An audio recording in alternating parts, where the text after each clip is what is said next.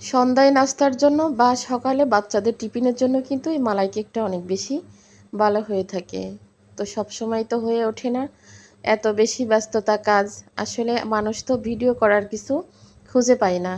আর আমার হাজার রকমেরও যদি ভিডিও করার থাকে, আমি কিন্তু সময় পাই না।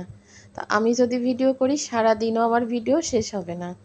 তা আমি অনেক সময় মানে একেবারে যখন দেখি যে একটু ফ্রি সময় আছে, ঠিক তখনই ভিডিও করি। তা এক হাত দিয়ে ধরে কাজ করি, এক হাত দিয়ে ধরে ভিডিও করি। আমি কিন্তু আজও আমি ভিডিও করার জন্য কখনো কোনো কিছু আমি টাকা দিয়ে কিনিনি। আর এই যে রান্না বান্না যাই আমি করি, সবই হচ্ছে আমার বাসায় যেগুলা লাগে সেইগুলো আর কি সময় পেলে করি, না পেলে করি না। আমি অনেক ভিডিও ছেড়ে দিই। তো আমি একদম ঘন ঘন করে দুধ জাল করে কেকের উপরে দিয়ে দিচ্ছি। সম্পূর্ণ দুধটা কিন্তু একদম কেকে চুষে নিচ্ছে। আর কেকটা এত সুন্দর সফট হয়েছে। আর এই যে পুরা দুধ দিয়ে ফ্রিজে রেখে দিছি সারা রাত, কালকে সন্ধ্যায় বানানো হয়েছে, সারা রাত ফ্রিজে রেখে দিছি, রেখে দিয়ে এখন কাটতেছি। বিশ্বাস করেন কোথায় রসমালাই আর কোথায় ছানার মিষ্টি, এর এক পিস কেক ভেঙে মুখে দিলেই আপনি একদম পুরো আপনার মুখের স্বাদটাই চেঞ্জ হয়ে যাবে, যে এত স্বাদ হয়।